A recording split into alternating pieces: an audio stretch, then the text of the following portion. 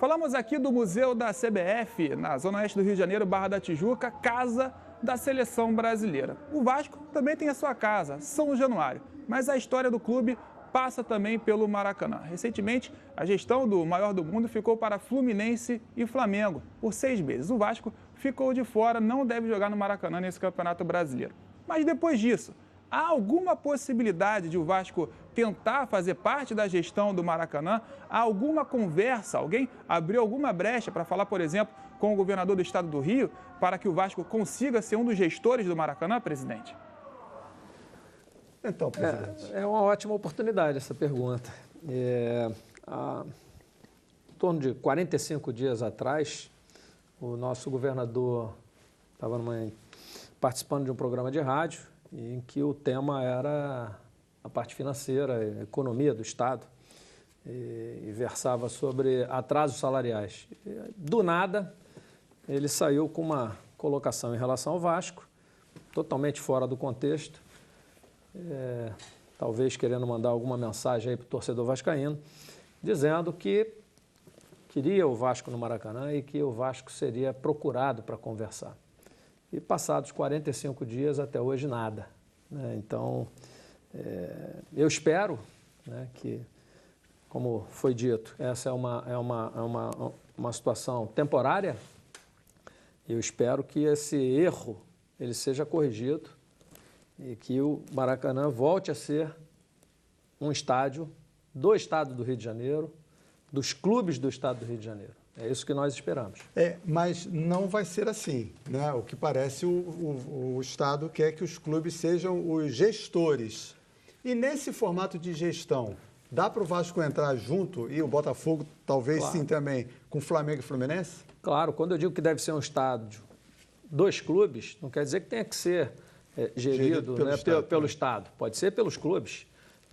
Eu, na ocasião, até sugeri, quando foi solicitado pelo governo do Estado uma proposta, eu levei uma proposta para ser discutida, em que na gestão ela seria feita pelos clubes, mas com a participação do próprio Estado e da Federação do Estado do Rio de Janeiro, que poderiam não ser os responsáveis, mas poderiam ser, de repente, mediadores, ou seja, é um assunto a ser discutido.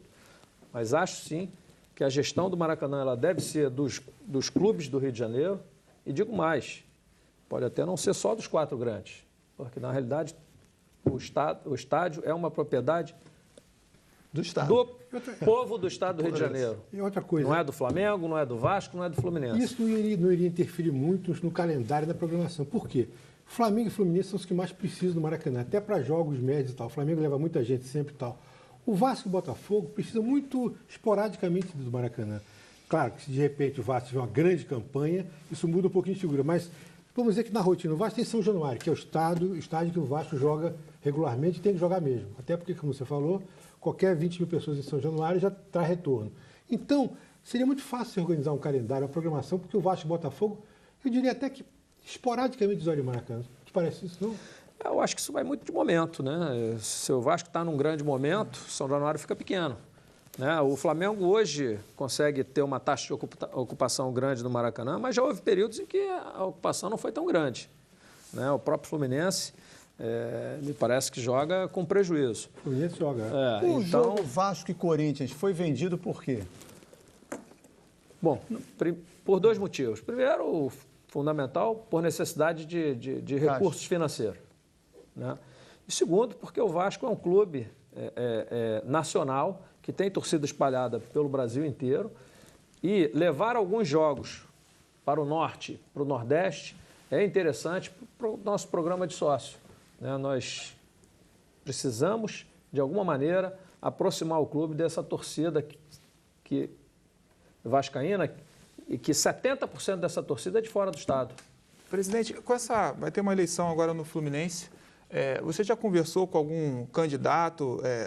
Vocês vislumbram alguma possibilidade de mudança na relação com o Fluminense? Na questão até da gestão do Maracanã também? O Vasco está sempre disposto a ter um bom relacionamento com todos os clubes. Né? A gente pode divergir momentaneamente de uma coisa ou de outra, mas nós entendemos que os clubes devem caminhar juntos, independente do presidente que lá esteja. O Fluminense é complicado, porque até questão de localização em torcida na arquibancada do Maracanã já causou quase uma guerra. Por isso que o presidente hoje sentou no meio, nem no norte nem no sul. O Fluminense é complicado. O Vasco e o Fluminense tem uma relação meio complicada. Eu não sei por que razão, mas eles querem ser o Vasco. O presidente, em relação a São Januário, você disse que às vezes fica pequeno, né? E, de fato, algumas decisões, o Vasco foi campeão, tricampeão carioca no Maracanã, foi campeão brasileiro em 97, João Avelange em 2000 no Maracanã também. São Januário, existe, de fato, um projeto para mudança, modernização do estádio? Existe, sim. Existe um projeto, a partir da minha assunção como presidente do clube, até por conhecer bastante São Januário, conhecer bastante a história do clube, entendi que o Vasco precisava de um projeto de modernização. Ampliação, né? De ampliação também, mas especialmente de modernização. Hoje você tem toda a estrutura administrativa espalhada pelo estádio, sempre com necessidade de ampliação daqui ou dali por esse ou aquele motivo, e isso dificulta muito a própria gestão do estádio.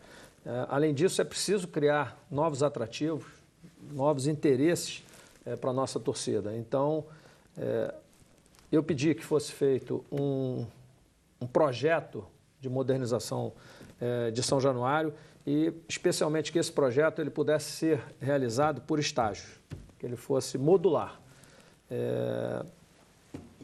O Sérgio Dias, né, que é um arquiteto renomado, né, participou aí um urbanista, que participou, inclusive, do projeto olímpico, como grande vascaíno, com toda uma família ligada ao Vasco, se dispôs a encabeçar esse projeto e, a partir daí, então, esse projeto foi desenvolvido, um projeto muito bonito, muito bacana, que hoje está em fase de estruturação financeira, né? Nós estamos passando por uma modelagem financeira e, em breve, nós vamos levar isso para o Conselho. Seria cerca de 200 milhões essa reforma? É um pouco mais. A estimativa inicial era de 250 milhões, mas a gente entende que pode fugir um pouquinho, talvez aí uns 280. Nós estamos, como eu disse, em fase final dessa modelagem financeira. Alexandre, em relação ao salário do clube, o dia a dia da grana lá, pagamento de funcionários, de jogadores, como então, gestão? Tem uma pergunta para você. Respondo essa. Queria saber do presidente do Vasco o que é que mais atrapalha hoje a gestão dele aqui em São Januário. Se é a crise financeira ou se é a crise política? O que é que tem mais atrapalhado a tua gestão, presidente? Eu posso responder a minha primeiro, porque a dele é um pouquinho diferente. Tá, na sua... Tem a ver, né? Porque é uma coisa básica, salários atrasados de jogadores, de funcionários. Então, vamos lá.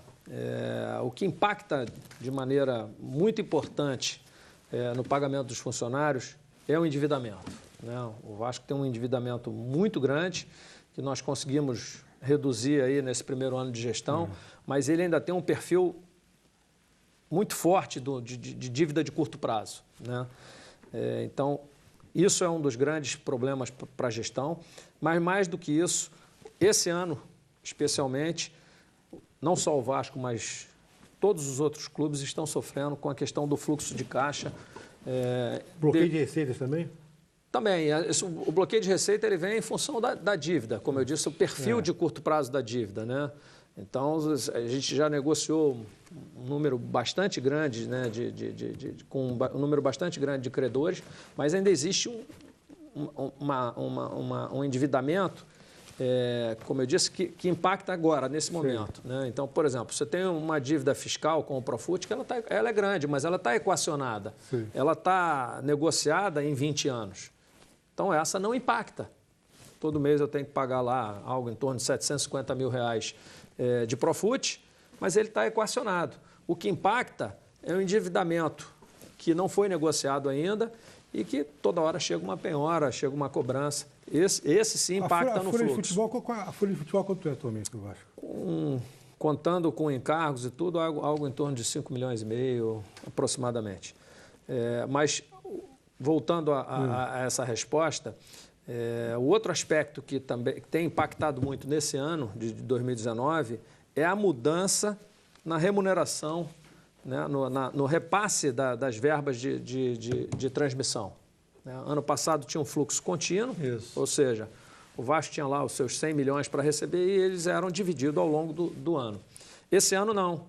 Esse ano, como houve uma mudança, né? Inicia um novo contrato que vai de 19 a 2023. Esse contrato, você tem 40% dividido de maneira igualitária, e aí, sim, distribuído ao longo dos 12 meses, mas você tem uma parcela que é de 30%, que é por audiência e pay-per-view, né? Exposição em TV aberta e pay-per-view. Esse dinheiro só começa a ser repassado a partir de julho. E os outros 30% por desempenho. Sim. Então, nós só vamos saber disso em dezembro, quando terminar o campeonato. E aí só a partir daí que esse valor é recebido. Digo mais, parte desse pay-per-view e da TV aberta, ele só é pago em 2020. Porque é conferida a audiência, depois de 60, 90 dias é que é pago. Então, o que se tem para receber em novembro, você vai receber lá em fevereiro. Então, isso causou um impacto muito grande no fluxo de caixa de todos os clubes, não é só do Vasco. Todos os clubes hoje estão tendo dificuldade. Então, nesse primeiro semestre, especialmente. Então, esse ano, no entanto, o Vasco teve um superávit anunciado, né, no ano de 2018, exato. No ano de 2018, nós tivemos um superávit de 65 milhões e conseguimos reduzir essa dívida em 93 milhões. Esse foi o nosso resultado. E o que você 2018. espera para esse ano, onde a dívida está numa faixa de 300 milhões, não é isso? Não, hoje a dívida é algo em torno de 580 milhões. Né? Nós temos uma dívida já equacionada. Para cair para 300 milhões. Nós temos uma dívida equacionada, como eu disse, no longo prazo, que não impacta, que é de 200 e poucos, e sobra 350 num prazo mais curto que a gente trabalha para equacionar. Esse é o cenário atual. Enfim, é um ano difícil, mas que a gente entende que o Vasco continua nesse mesmo caminho de recuperação. A outra pergunta que vou desculpe, Maurício, foi a questão política, né? Você acha que a polarização da eleição, a forma como aconteceu, você surgiu de repente, o seu nome surgiu de repente, aquilo tudo faz com que hoje a gente está vendo aqui nas redes sociais o quanto você literalmente apanha nas redes sociais, né? Como é que você convive com isso? Olha, com naturalidade, né? Eu fui eleito dentro daquilo que está no estatuto, né? A gente tem, se a gente ficar aqui discutindo o que veio primeiro, se foi o ovo ou a galinha, a gente não termina, mas o que aconteceu foi resultado de outras ações anteriores, mas hoje o que atrapalha mesmo é essa briga política interna, né? O Vasco hoje é composto por diversos grupos, existe uma oposição ferrenha, talvez incomodada aí com essa trajetória que nós temos conseguido traçar aí, com recuperação, com pagamento de dívida. Aliás, o Márcio perguntou em relação a atrasos salariais. Existe atraso salarial? Existe sim. Mas se você for observar o número de meses que nós estamos na gestão e o número de salários pagos, você vai ver que eu paguei mais salários do que os meses que eu estou na gestão. Ou seja, atrasados. Isso está sendo equacionado ao longo do tempo.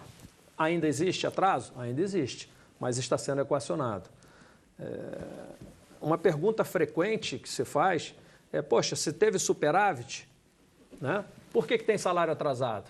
Óbvio, porque eu tive um superávit de 65 milhões, paguei e reduzi a dívida em 93, mas ainda existe 580 milhões de dívida impactando a gestão. Ainda existe 580 milhões de dívida batendo na porta todo dia. O grupo do Eurico é forte ainda lá? Tem um grupo relativamente grande que sempre foi ligado ao Eurico. E não gosta de você muito, não, né? Não, eu tenho uma relação muito boa com eles e têm, inclusive, apoiado já há bastante tempo. A partir de um determinado momento, o Eurico entendeu que perdeu a eleição. Historicamente, ele pode ser oposição, mas ele nunca vai contra o clube. Foi assim na época do Roberto. Tanto que nas aprovações de conta, ele sempre brigou pela aprovação de conta do Roberto. E aí, muito por conta dessa filosofia dele, ele tem o grupo e ele apoiavam a gestão no sentido da manutenção da gestão. Ano passado o Vasco teve que tentar pegar um empréstimo, né, que foi até votado, para pagar os salários. Esse ano o clube corre o risco de ter que fazer algo parecido para pagar os salários dos jogadores até o fim do ano? Sem dúvida alguma. Não foi para pagar os salários, mas foi para compor o fluxo de caixa. Né?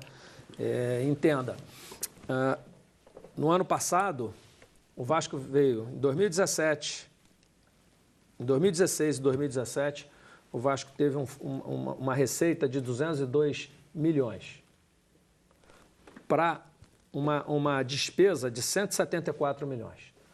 Em 2018, nós elevamos essa receita de 202 para 261 milhões e reduzimos o custo do clube de 174 para 168. Pode parecer uma redução pequena nos gastos, mas não é. Não é quando você leva em consideração que nós investimos em infraestrutura, que nós investimos em pessoal. Então, apesar de todo esse investimento, por exemplo, nós hoje temos um CT, onde a equipe de profissionais treina, um CT onde a base treina, e isso antes não existia. O Vasco treinava dentro de São Januário, no campo anexo. Ora, você ter mais 2 CTs implica em mais despesas. Concorda? Então, investimos em sistema integrado, em ERP, investimos em trazer grandes empresas para prestar consultoria, para fazer auditoria, e apesar de tudo isso, nós conseguimos reduzir as despesas. Então, isso demonstra o trabalho que está sendo feito.